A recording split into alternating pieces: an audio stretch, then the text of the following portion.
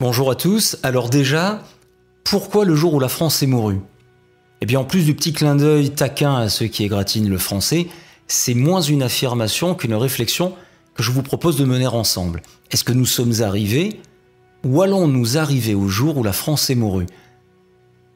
L'histoire de France, c'est l'histoire d'un peuple qui se voulait libre et qui soudain a ouvert ses frontières, changé sa monnaie, laissé à d'autres son budget, effacé ses référendums, fait voter presque toutes ses lois en dehors de son territoire, rejeté son drapeau, et puis, pour un pays fier de sa culture, il a voté la loi Furaso, qui va faire disparaître sa langue, il a laissé son éducation nationale sombrer, ses acquis sociaux se détériorer, et son économie partir en fumée. C'est pas une paille. Donc je vous emmène à la rencontre d'une France qui aura tenté l'aventure de l'Union européenne, mais à savoir si c'est pour le meilleur ou pour le pire. C'est ce que nous allons voir ensemble.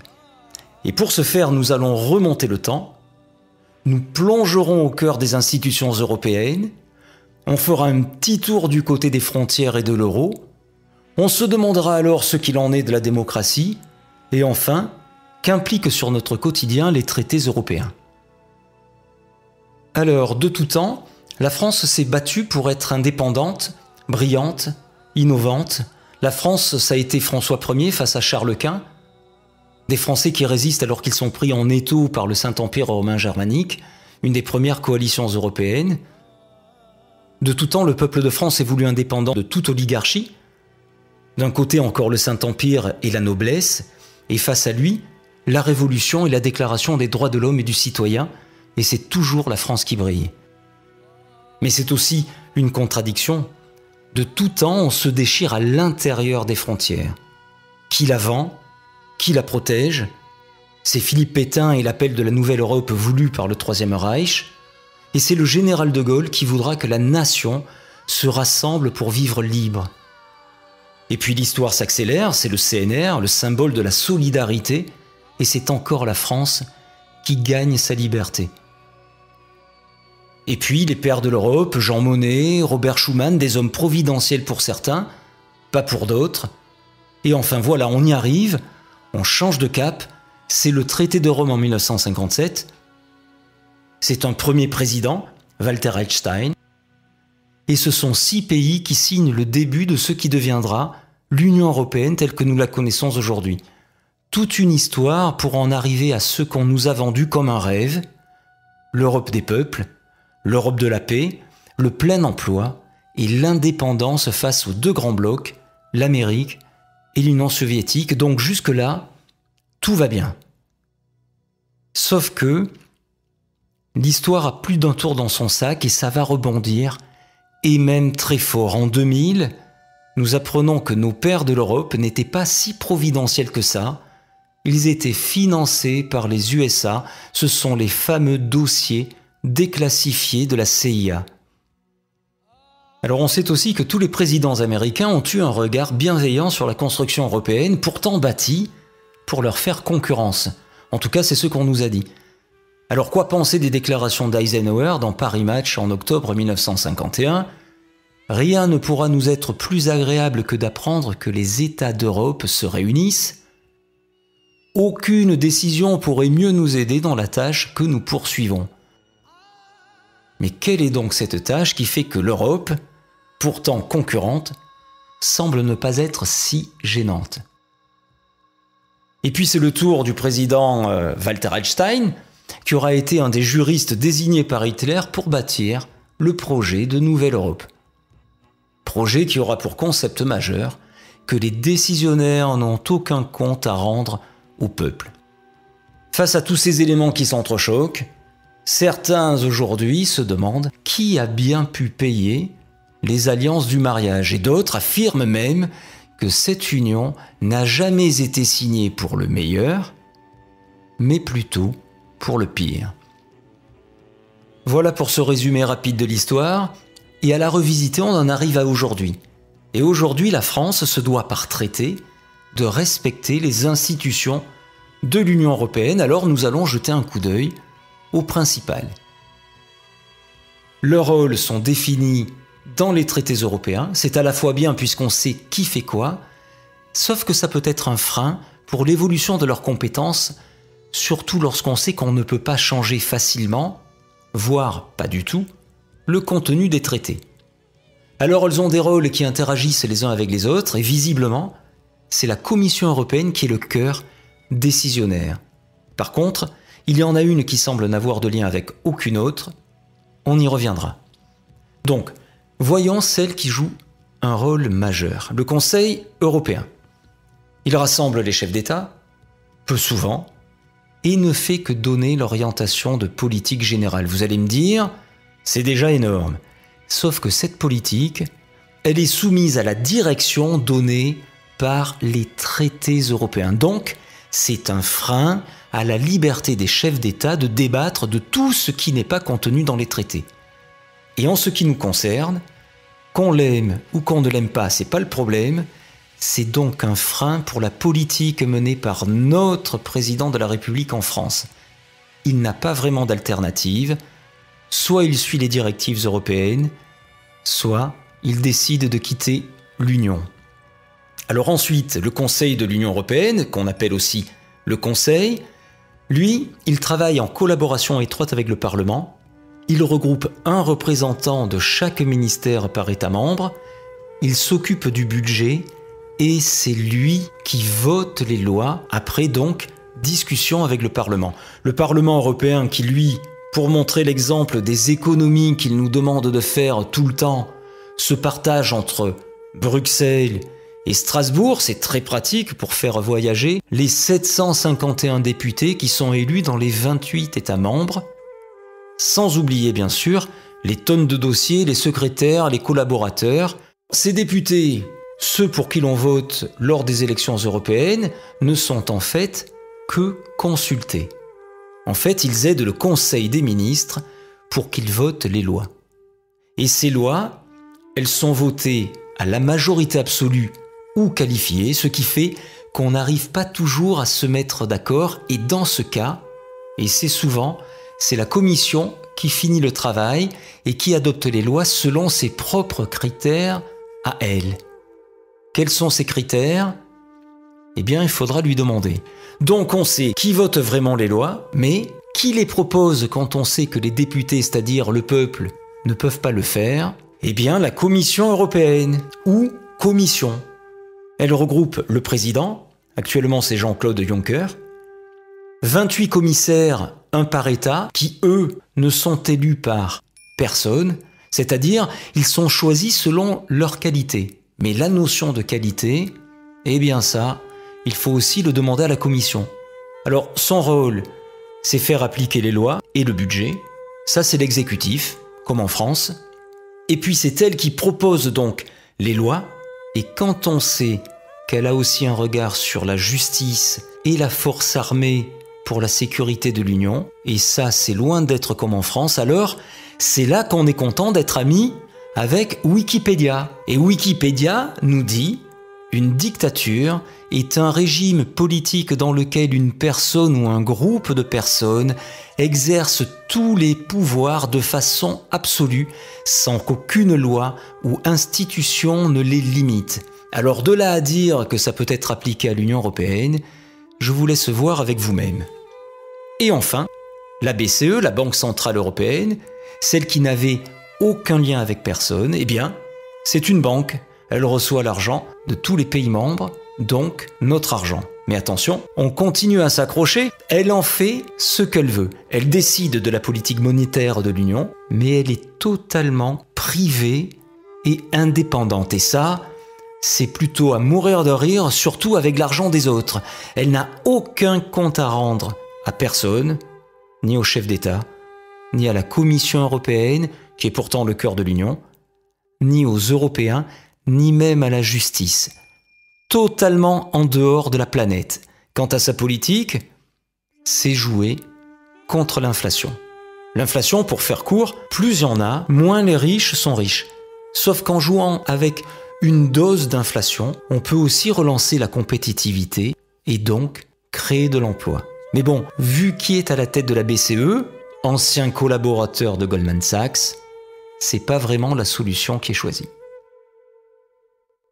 Ensuite, l'Union européenne, c'est l'euro et c'est un marché sans frontières intérieures. Alors voyons ce qu'il en est pour la France. Une monnaie, en plus de son côté pratique pour échanger la valeur de son travail contre la baguette de pain qui est le travail du boulanger, c'est en fait le reflet de l'économie du pays. Les moyens de production, les salaires, la productivité, les acquis sociaux, la manière de vivre. Jusqu'en 2002, nous avions le franc. Et chaque pays souverain avait sa propre monnaie, c'était le reflet de ce qu'il était. Et ça, c'est la diversité. C'est ce qui fait qu'un Français n'est pas un Allemand ou un Italien. Et même si on nous parle de modèle allemand, eh bien c'est bon pour les Allemands. Nous, on est simplement différents. Et puis ça a du bon d'être différent, parce que ça permet d'échanger, puis ça permet de grandir de la différence de l'autre. Alors la monnaie, plus ton économie se renforce, plus elle devient forte. Et l'inverse est pareil. Et comme des vases communicants, quand ton économie se renforce, c'est un petit peu comme si la monnaie du voisin, elle perdait de sa valeur. Alors, avec ta monnaie, tu peux acheter une tomate de ton jardin. Mais selon la force de ton économie, si tu regardes dans le jardin du voisin, tu te rends compte que tu peux en acheter plusieurs pour le même prix. Alors bien sûr que c'est tentant, mais si le voisin il vient chez toi te vendre les tomates de son jardin, eh bien les tomates de ton jardin, elles vont pourrir. Alors là, plus de commerce, plus de travail et plus d'argent. Alors pour que les tomates des uns ne deviennent pas des bombes qui vont venir détruire les tomates des autres, eh bien à l'époque on savait réguler le marché. Comme ça, chacun avait sa chance de faire du commerce. Il ne viendrait d'ailleurs pas à l'idée d'un père de faire une course à pied contre son petit garçon en partant au même niveau. Ou alors c'est un fou furieux. Il va laisser une distance de compensation pour que chacun ait sa chance, bien sûr, d'arriver premier. Avec le temps, plus l'enfant grandit, plus le père va se rapprocher de lui jusqu'au jour où l'enfant il va devenir plus fort et c'est le père qui, lui, va partir le premier devant son fils. Eh bien pour la monnaie, c'est pareil. On pouvait jouer sur le coût de la monnaie pour être plus compétitif. Et puis aussi, on avait des frontières avec des droits de douane. Et donc tout ça, ça permettait de faire du commerce en bonne intelligence. Et puis est arrivé l'euro. On nous a dit que c'était une monnaie unique, puis une monnaie commune. En fait, c'est pas ça. C'est un ensemble de monnaies homonymes à taux fixe. Même s'il y a la Banque Centrale Européenne, nous avons gardé nos banques centrales. Nous avons toujours la Banque de France. Mais notre monnaie s'appelle pareil que la monnaie de la Banque d'Allemagne, c'est l'euro. Des monnaies homonymes. Et ces monnaies ont un taux de change, les unes entre les autres, qui est défini et fixe. On ne peut plus jouer dessus. Alors, vu que nous avons des économies toujours différentes, nous l'avons vu, l'euro coûte plus ou moins cher selon les pays. Mais alors, comment faire pour ajuster nos différentes économies pour pas que la tomate de l'autre ne devienne une bombe pour ma tomate à moi? On ne peut plus ajuster le coût de la monnaie, il n'y a plus de frontières. Eh bien, la seule variable d'ajustement que nous laisse ce système, c'est l'humain. Et l'humain, c'est le code du travail, les charges sociales, les salaires et les retraites. Et ça fait beaucoup de mécontents. Pourtant, Jacques Attali, qui est présenté tout le temps à la télévision comme un grand économiste, disait dans les années 90, lorsque le traité de Maastricht sera appliqué, il est évident qu'il y aura une très forte croissance qui en découlera. Eh bien, voyons s'il est aussi fort que ça avec le reflet économique et social entre 2002, date de l'introduction de l'euro, et 2013. 57,14% de chômeurs en plus dans la zone euro, de plus en plus de pauvres et de très pauvres en France. Et par jour, 600 emplois industriels qui disparaissent, une usine qui ferme et 700 Français qui tombent sous le seuil de pauvreté.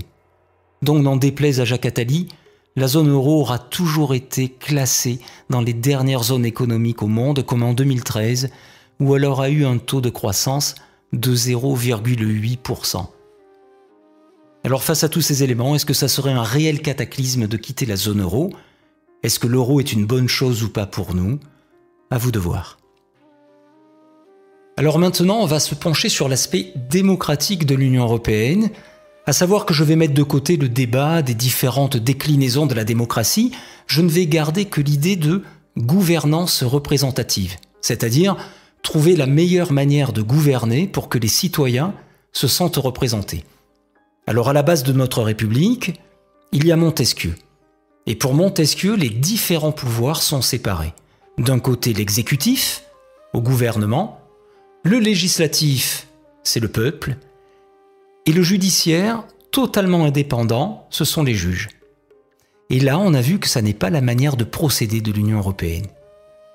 Et puis l'article 1er du pacte de l'ONU qui impose le droit inaliénable des peuples à disposer d'eux-mêmes. Donc, voyons ce qu'il en est. Est-ce qu'on nous a demandé, en 59 ans, depuis le traité de Rome, si nous voulions appartenir à l'Union européenne? Alors pour le traité de Rome, c'est clair, il n'y a pas eu de référendum. Le premier référendum, c'est le traité de Maastricht en 1992. La question était de savoir si nous voulions de l'euro, mais pas si nous voulions appartenir à l'Union. On a dit oui, mais si nous avions répondu non, nous n'aurions pas eu l'euro, mais nous aurions été quand même dans l'Union européenne. Ensuite, un second référendum, c'est en 2005, la Constitution européenne. 55% des Français disent non, mais la question n'est toujours pas « est-ce que vous voulez de l'Union européenne ?» Et puis 3 ans après, la démocratie va encore plus souffrir, c'est le traité de Lisbonne, celui qui est imposé par la majorité de nos représentants, tous partis confondus, ou presque. Le traité de Lisbonne, c'est la Constitution que l'on a rejetée, mais dont les numéros des articles ont été intervertis. Le 104 qui devient le 181 et qui devient le 123. Là non plus, on ne nous a pas demandé si nous voulions appartenir à l'Union européenne. D'ailleurs, nous y sommes toujours. Mais il n'y a pas que les référendums.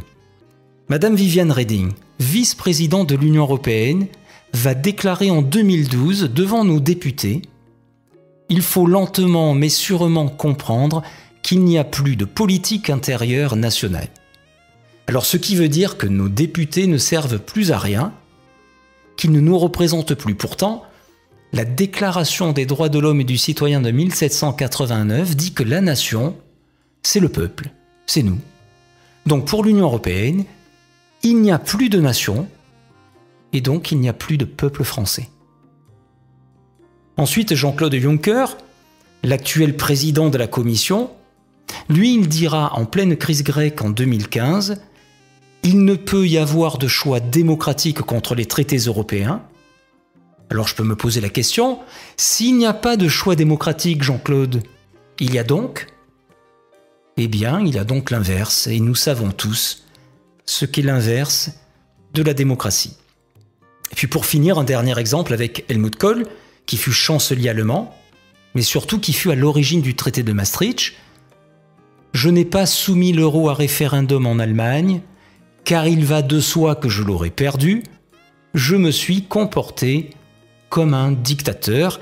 Merci Helmut. » Alors, face à tout ça, et ce ne sont que des faits, à nous de savoir si cette construction européenne nous est imposée pour notre bien, ou s'il faut s'en inquiéter. Alors, voyons qu'est-ce qu'il en est pour la France de nos jours. Pour ce faire, on va s'attarder un instant sur la loi Notré, la nouvelle organisation territoriale de la République. C'est une loi récente, elle a été appliquée en partie en janvier 2016 et c'est elle qui aura regroupé, entre autres, nos régions.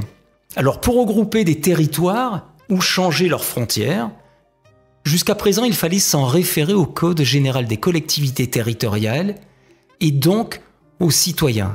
Sauf que cette fois-ci, on ne nous a rien demandé. Alors pourquoi? Il faut savoir que le dernier référendum en France s'est déroulé en avril 2013 pour regrouper le Haut-Rhin et le Bas-Rhin, un petit peu comme nos régions en 2016. Là, il n'y a que les Alsaciens qui étaient concernés et les Alsaciens ont répondu non. Eh ben c'est pas bien. C'est en fait ce que disait Brecht. Brecht disait « Le gouvernement étant mécontent du peuple, il a décidé d'en changer. » Mais vu que c'était pas possible, alors Hervé Guémard, aidé de la majorité des représentants du peuple, a simplement enlevé du Code général des collectivités territoriales l'article qui imposait le référendum. Et c'est donc pour ça que l'Auvergne et Rhône-Alpes sont devenus Auvergne-Rhône-Alpes sans que les habitants n'aient été consultés. C'est d'ailleurs ce qui rentre dans la politique des eurorégions.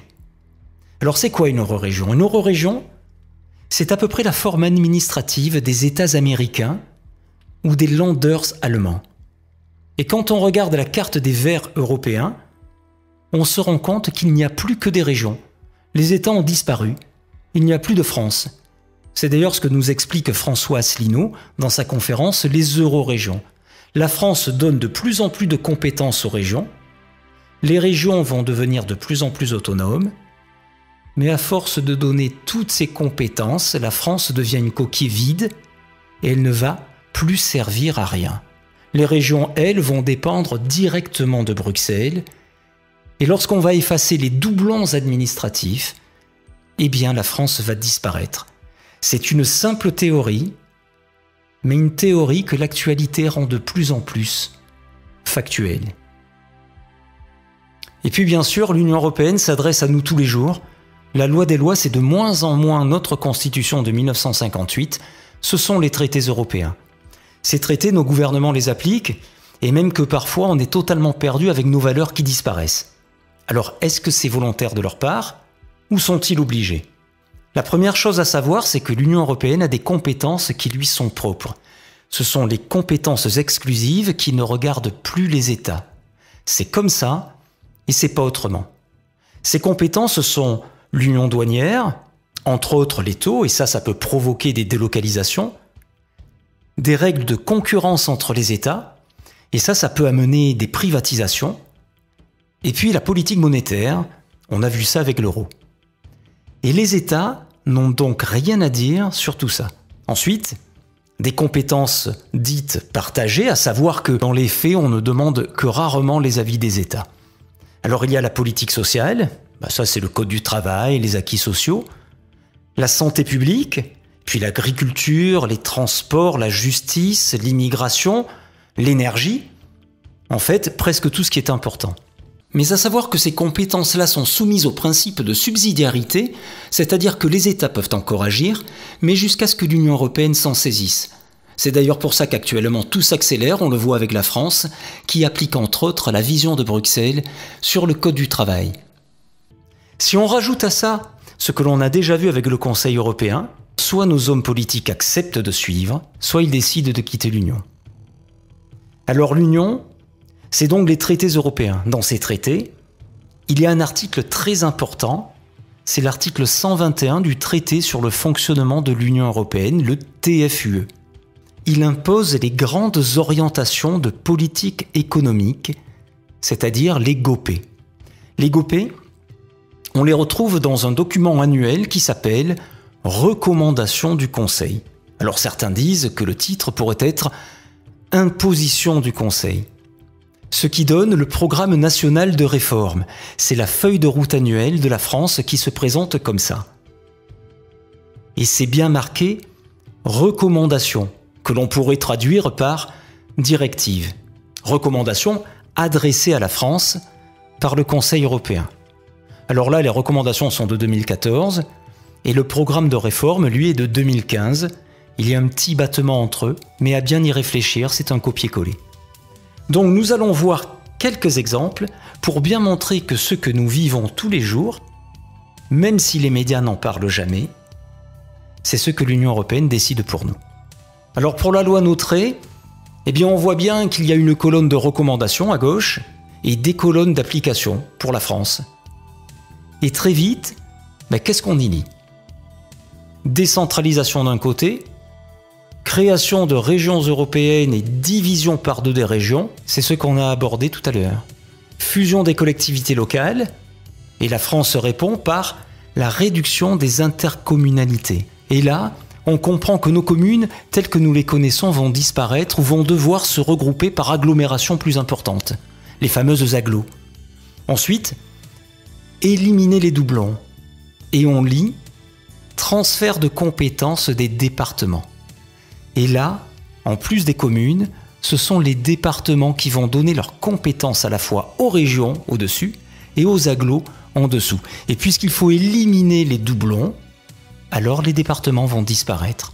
Et c'est tout notre héritage de la Révolution française qui va partir en fumée avec les communes et les départements. Ensuite, jetons un coup d'œil sur l'agriculture. La France avait une agriculture de qualité et de terroir. Désormais, elle est soumise aux articles 33 et 39 qui imposent la productivité et le progrès technique. Eh bien, ça impose de regrouper les exploitations en exploitations gigantesques façon États-Unis, de plus en plus d'engrais, la réintroduction des farines animales et des OGM par l'Union européenne. Et lorsque la France a voulu s'y opposer, elle a payé près de 10 millions d'euros de pénalités. C'est aussi de plus en plus de normes sanitaires et administratives, mais aussi de moins en moins de protection avec l'article 32 qui favorise les échanges commerciaux, c'est-à-dire tout doit être fait à n'importe quel prix pour faire du commerce. C'est donc un choc frontal pour nos agriculteurs face à des pays à très bas coût de salaire, une réelle guerre qui leur est menée. La France était 3 millions d'exploitations agricoles dans les années 60. Aujourd'hui, les agriculteurs sont moins de 400 000. 2 agriculteurs se suicident tous les 3 jours. Et l'Union européenne qui continue des accords de libre-échange comme celui entré en vigueur en janvier 2016 avec l'Ukraine, qui a un salaire minimum 35% moins cher qu'en Chine. Une guerre qui ne fait que commencer quand on sait que le TAFTA va nous être imposé. Le TAFTA, c'est un accord de libre-échange entre les États-Unis d'Amérique et l'Union européenne où seuls les plus forts résisteront. Pour nos services publics, si je connais personne qui aime payer des impôts, nous sommes nombreux tout de même à nous dire qu'à en payer, au moins que ça finance ce qui peut nous faciliter la vie. Alors on a beau critiquer nos fonctionnaires, ou nous faire critiquer nos fonctionnaires, comme pour mieux les faire disparaître, un facteur, c'est du lien social. Surtout lorsqu'ils visitent une personne seule. Et c'est important le lien social. Nos pompiers, nos infirmières, on aurait été content de les trouver lors des attentats en France. Le train, ça relie aussi les hommes, et nos écoles, ça fait la France de demain. Alors que restera-t-il de tout ça avec l'article 106 du TFUE qui interdit aux États de financer les entreprises publiques? Si l'État ne peut plus financer les entreprises publiques, alors c'est l'annonce de la privatisation de nos services publics. On l'a vu avec l'EDF, on le voit avec la SNCF. Et si on laisse aux banques le droit de financer l'éducation de nos enfants un jour, c'est leur avenir qui sera conditionné à la rentabilité. Et la rentabilité, ça fait pas bon ménage avec la culture. Si on regarde dans le programme de réforme, on lit qu'on s'attaque aux professions réglementées. Alors ça donne les taxis Uber. Et cette ubérisation, elle risque de s'appliquer à tous les métiers, pas simplement les taxis. Tous auto-entrepreneurs. Et pourquoi pas, plus de salaire, de charges et de retraites telles que nous les connaissons. Et puis on parle de concurrence et on répond par la libéralisation des transports. La fameuse loi Macron qui n'a absolument rien inventé. On va privatiser la SNCF et mettre de plus en plus de cars sur les routes, même s'ils vont polluer bien plus. Mais des cars, surtout, qui pourront être conduits par du personnel moins qualifié que pour conduire un TGV. Et là, eh bien, ça fait appel à des travailleurs détachés. Les travailleurs détachés, ce sont des travailleurs qui viennent de loin, mais qui coûtent beaucoup moins cher qu'un travailleur français. Alors ça peut être bien de voyager pour pas cher, mais si ça met tout le monde au chômage, alors on peut se demander qui pourra encore voyager, même pas cher.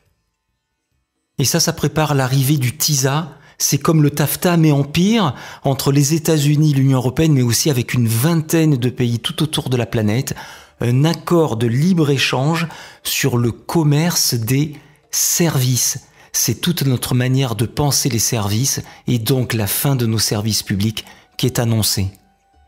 Tout ça nous amène obligatoirement à l'emploi.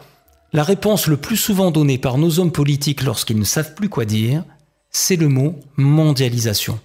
Comme si c'était tombé du ciel et que c'était inévitable. Sauf que la mondialisation, ce n'est autre qu'un ensemble de lois qui dérégulent tout ce qui nous protégeait auparavant, mais qui, bien entendu, limitaient les profits. Donc, entre autres, les traités européens nous imposent l'article 26.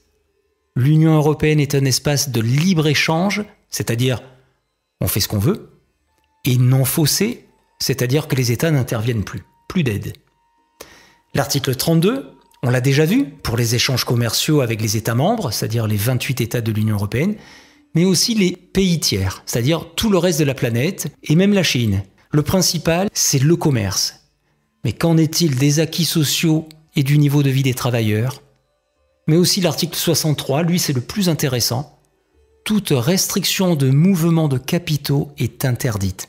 C'est-à-dire que si j'ai une usine en France, si je la vends, personne ne m'interdira de prendre l'argent pour aller construire une autre usine dans un pays comme la Pologne où le coût de travail est beaucoup moins cher. En fait, l'article 63 interdit d'interdire les délocalisations. C'est d'ailleurs l'exemple de Florange et Gandrange, les usines d'ArcelorMittal. La droite et la gauche auront eu chacun la leur, et ils nous auront tous dit qu'ils allaient se battre contre les délocalisations. Ils se sont même fait élire sur ce thème. Peut-être qu'ils avaient dû rater les cours où l'on parlait de l'article 63, ou alors ils savaient, mais alors là ils nous ont menti. Quoi qu'il en soit, les usines ont été délocalisées. Alors quand on sait tout ça, et que le SMIC de la Bulgarie est de 173 € par mois, alors pour être moderne, je dis, c'est pas lol.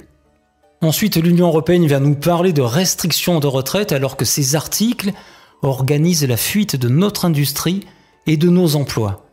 Et la France répond par des hausses de cotisations de retraite et d'une plus longue durée de cotisation. Alors pour créer de l'emploi, on va baisser les allocations chômage, comme si ça avait un lien, et on va faciliter les petits boulots, donc précaires. Et comme si ça ne suffisait pas pour des Français qui se paupérisent, on va s'attaquer aux prestations sociales et au remboursement de santé. La santé étant d'autre part, il faut le savoir, soumise à 2 articles des traités européens qui évoquent des impératifs de rentabilité. Alors est-ce que ça annonce la privatisation de la sécurité sociale? En tout cas, c'est une explication à la baisse des remboursements. Ensuite, très vite pour montrer que la loi s'applique bien entendu à tous les secteurs, l'immigration. Alors on sait que ça fait de l'audimat, on sait que c'est un bon thème pour les élections, mais on oublie surtout qu'on parle d'humain et que ça crée de la misère, de l'exaspération autant chez ceux qui arrivent que chez ceux qui vivent déjà ici et qu'on n'écoute plus jamais. On le voit avec les événements de Calais, on le voit avec les événements des migrants. Mais que fait le gouvernement? C'est ce que j'entends tout le temps dire. Eh bien, rien. Puisque ce sont 4 articles des traités européens qui décident des entrées et des sorties du territoire, du regroupement familial, du droit d'asile et des expulsions du territoire.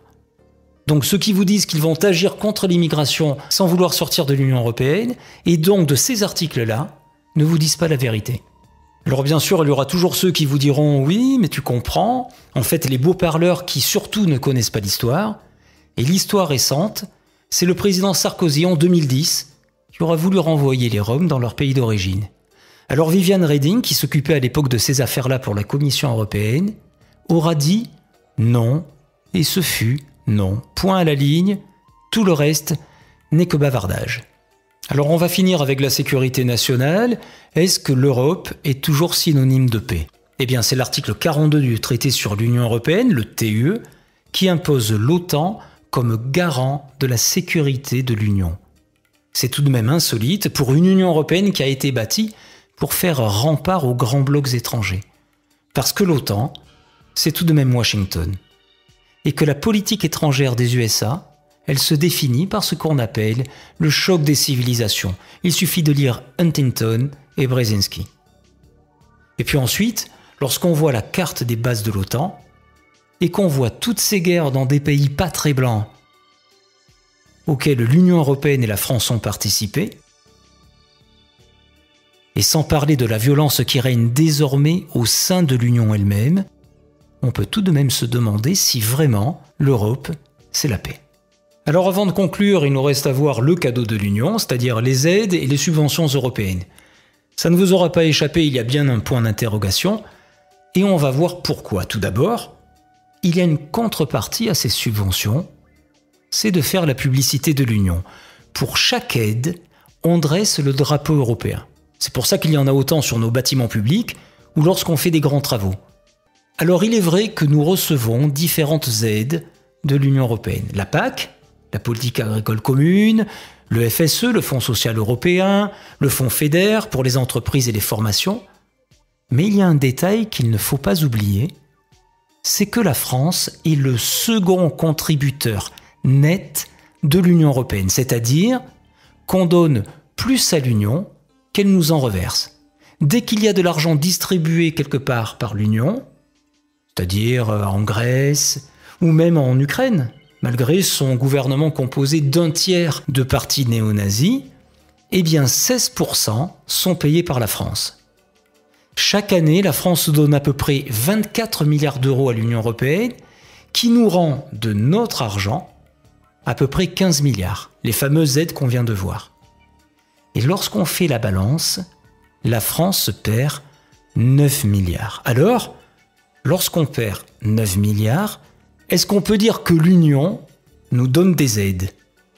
Certains même disent que si nous quittions l'Union européenne là, maintenant, nous pourrions donner les mêmes subventions à tout le monde, mais que nous aurions en plus 9 milliards par an pour aider nos écoles, nos hôpitaux et nos services publics.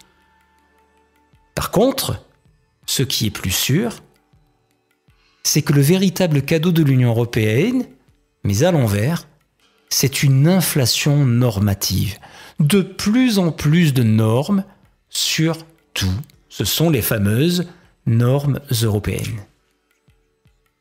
Alors pour conclure, face à tout ça, il semble y avoir de plus en plus de questionnements et de plus en plus de colère qui s'expriment.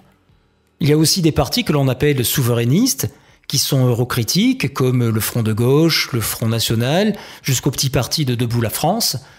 Eux, ils ne veulent pas quitter l'Union européenne, mais ils veulent la faire changer.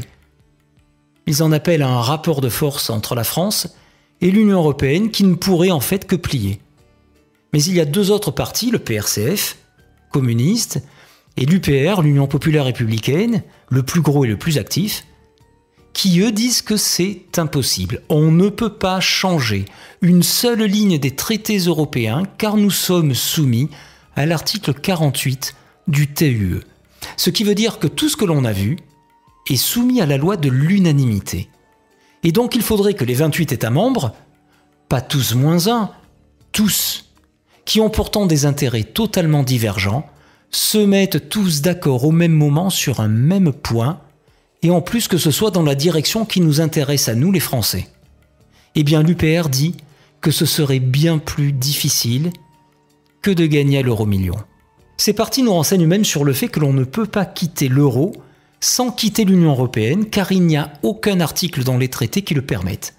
Alors ils appellent donc à quitter l'Union européenne par l'article 50, qui lui le permet et n'est pas soumis à la loi de l'unanimité.